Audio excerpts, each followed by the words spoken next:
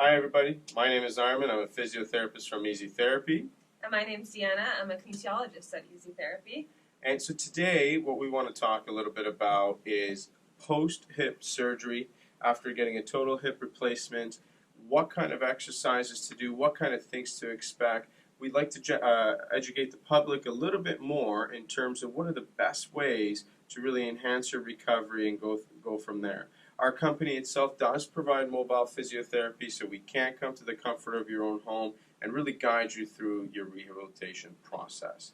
This video is also going to be very helpful for a lot of practitioners that maybe aren't quite used to dealing with a lot of hip and joint replacements. And so hopefully you can take away some of these exercises and guidelines to really help your patients and clients through their recovery.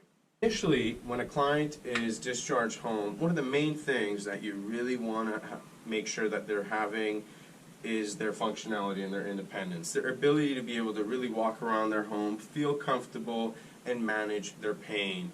And so you want to be able to make sure that they can get in and out of their bed. You want to make sure that they can use their toilet properly, getting in and out of there safely.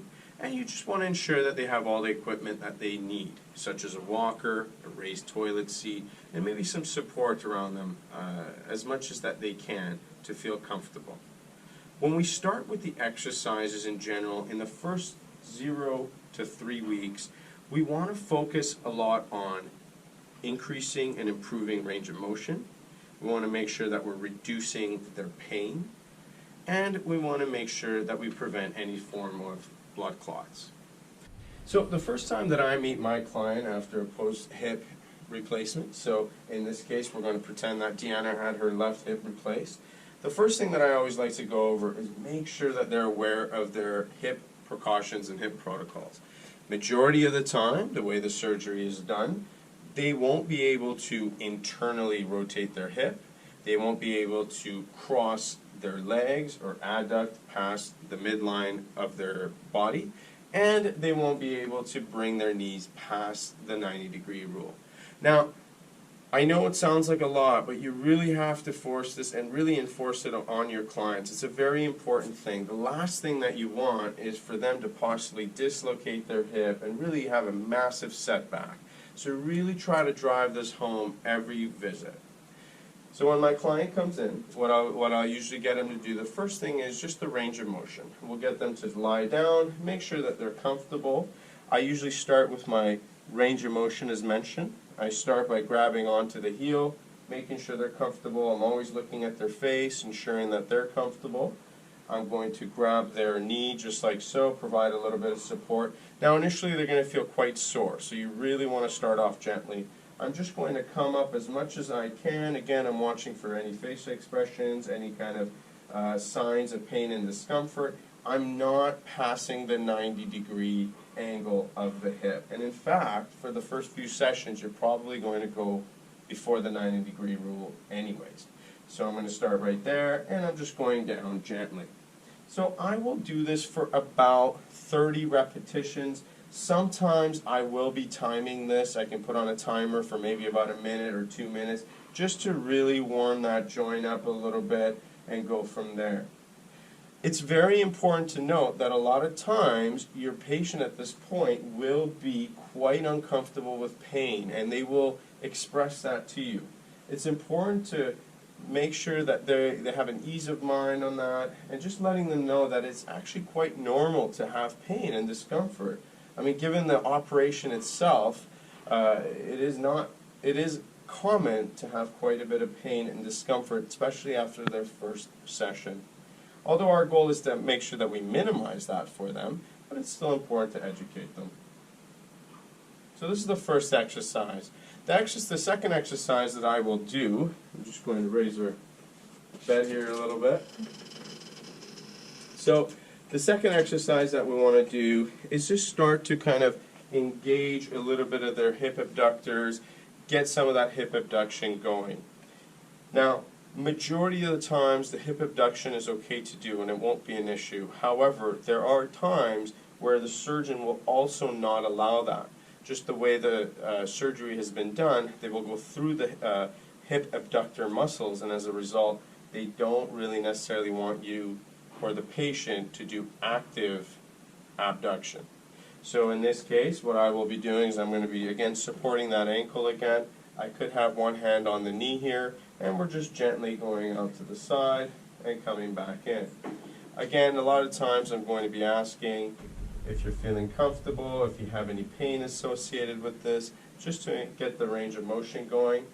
I'm always looking at my client, just making sure that they're not making any faces that indicate a lot of discomfort. Again, it's always good to remind them that this will hurt a little bit, but in the long run, it's the best thing for them. That in fact, movement is the key in this case, and to a successful recovery. So our third exercise that we really want to drill home here is the ankle pump. Now this is quite important for multiple reasons, but the main one being we want to stop or prevent any formation of blood clots. So in this case, what we'll always encourage and educate our clients to do is just to make sure that they're really bringing their ankle up all the way, moving their joints, moving through the ankles, both of them as well. Both is just fine to do, even though the left one might be replaced in this case, but to really get that circulation and to really engage the muscles here. What you'll notice a lot of the times is because the client will have pain or discomfort, you'll notice that they'll just mainly move their toes. So you want to make sure that the movement is actually going through the ankle and not just the toes itself. What I would recommend to do is you want to be doing this for about 10 times or so every hour, 15 times. Doesn't really matter. As long as you're remembering to do it every hour or so, it's a really good way to prevent any sort of nasty things popping up in the near future. Alright, so the next exercise that we want to do is just the quad over roll. Really important exercise. A lot of the quadricep muscles also go over the hip. This muscle works very closely with all of our hip muscles, and so you want to make sure that we can get the quadricep muscles activated as quickly as we can. And so in this particular case here, I'm just going to cue my client here just to really feel like you're almost pressing into the foam roller. Now if you don't have a foam roller at home or a softer surface, you can use a pillow, you can use even yellow pages or yellow phone books, if you will, if those are still around. And as you do that, you're going to be kicking in, and I'd like you to straighten out your knee as much as you can. Try and keep the toe pointing up as well. And you want to go down nice and slowly and up again. I'm placing my hand just on the quadricep muscles. I just want to make sure that they're being engaged properly. This is more important than the client actually doing the exercise. They will eventually be able to recover the movement. They will eventually be able to get all those things going. But what's most important in their recovery is being able to actually feel and fire the right muscles. That will not only accelerate their healing, but it will also put them in the right direction moving forward. I would recommend 3 sets of 10 with this.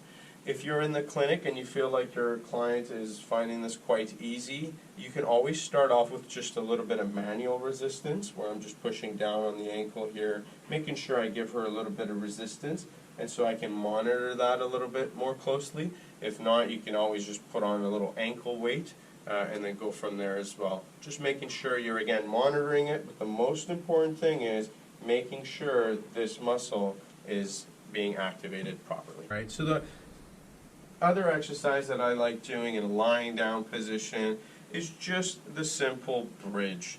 This one is very important. It helps activate the muscles that are technically affected in this case with a hip replacement. We want to get the glute muscles, the hip muscles working. So in this particular case, I like putting a pillow just between the knees a little bit. This will ensure that the client doesn't cross their knees past the midline. So it ensures their safety. At the same time, it does give them a little bit more support, just keeping the knees a little bit wider apart. So in this particular case here, I'm just going to get them to activate their core muscles. I'm not going to overly confuse my client at this point and really getting them to activate their transverse abdominis muscles, their core muscles. But at this point, I just want them to have some form of engagement. So I might just say, imagine like I'm going to give you a little punch in the stomach and you just want to tighten everything up. Or imagine like you're trying to put on some tight pants to activate your core muscles. those are really good cues to use. And so I'm going to do that. I'm also going to make sure that they're breathing, right? I don't want them to hold their breath as they're doing this exercise. Then from here, I'm going to get them to press through their heels. And I want them to gently try and lift their pelvis off the bed. Perfect. Now, at first, they might not be able to lift their hips off the bed completely, and that's okay. But the key thing is that we just want some glute activation. We want some hip muscle activation. Again, same thing as our previous exercise. It's more important for them to be able to just activate the right muscles than it is to get massive and large amounts of movement initially. Activation is much more important. Perfect. Okay, so I will then get my client to have a seat. Once they're sitting, I'm going to make sure that they're not breaking their 90-degree hip rule. I might go over that with them again, just to remind them of not or bringing your knee up towards the chest or bending over while they're doing this exercise. In fact, I might even get them to just gently even bend back a little bit, and they can place their hands just on the side here to brace themselves, and this will ensure that they're not going to 90 degrees and they're actually in a safe range here. I then am going to just sit right next to them. Again, I like doing the manual resistance initially. It just gives them a little bit more confidence. It allows me to really feel what's going on a lot more. And as a result, you get a much better recovery with this. I'm going to again place one hand on the quadricep muscle, one hand around the ankle or the lower part of the shin, and I'm just going to get her to really straighten out the knee as much as she can. A lot of people, what they'll tend to do initially is they'll tend to bring their knee up and then they'll want to straighten out the knee.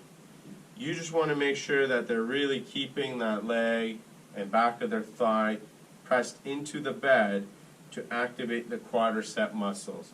And so again, I'm just going to place my hand here. She's going to straighten it. Perfect.